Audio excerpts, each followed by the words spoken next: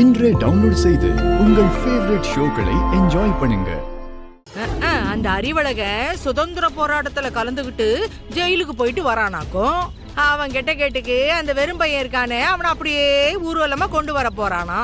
அதுவும் அந்த ரத்னாவோட சேர்த்து பொண்ணு மாப்பிள்ள மாதிரி ஜோடியா கூட்டிட்டு வர போறாங்களா? இல்லே பாத்திரா கேசு அந்த அறிவுக்கு இதுதான் கடைசி ஊர்வலமா இருக்கணும்.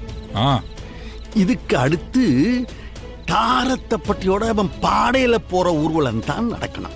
பாத்துக்க. சரிங்க சம்பந்தி. கூட ரத்னாவும் போகுதே, செத்துராதா? சாவட்டும், செத்த எனக்கு என்ன. அந்த அறிவழக மாப்பிளைய அந்த சம்மூம் பைய வீட்டுக்கு போய் சேரவே கூடாது. பணமா தான் அவன் வீடு போய் சேரணும். கூட துணை போன ஒண்ணு போனா என்ன, போலினா எனக்கு என்ன. அந்த ரத்னா என்ன நான் பெத்த மவளா? விரும்பிய தங்கச்சி தானே.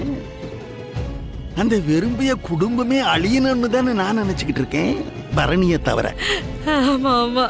அதுவும் சரிதாங்க ஐயா. இல்லே சம்பந்தி பாத்திரா, அந்த அறிவழகனை போட்டு தள்ளிலினா எக்கச்சக்கமா நான் மாட்டிக்கிடுவேன். ஆக அறிவு சாகனம் ரொம்ப முக்கியம். பாத்துக்க சம்பந்தி, ஏற்பாடெல்லாம் பக்காவா பண்ணியாச்சு சம்பந்தி. ஏய் வாங்கடா. வணக்கம் பாருங்க, இவனுங்க தான் இந்த ஏரியாவிலேயே பாம் வைக்கிறதுல பெஸ்ட். ஊர்வலத்துல இவனுங்க வாத்திய கோஷ்டி மாதிரி கலந்துக்குவானுங்க. அந்த அறிவும் ரத்னாவும் ஊர்வலம் போற கார்ல இவனுங்க பாம் வச்சிருவானுங்க.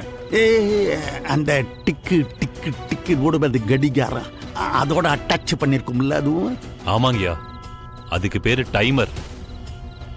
அதையும் சேர்த்து செட் பண்ணிட்டோம்னா நாம நினைச்ச நேரத்துக்கு அது கரெக்டா வெடிச்சிடும்.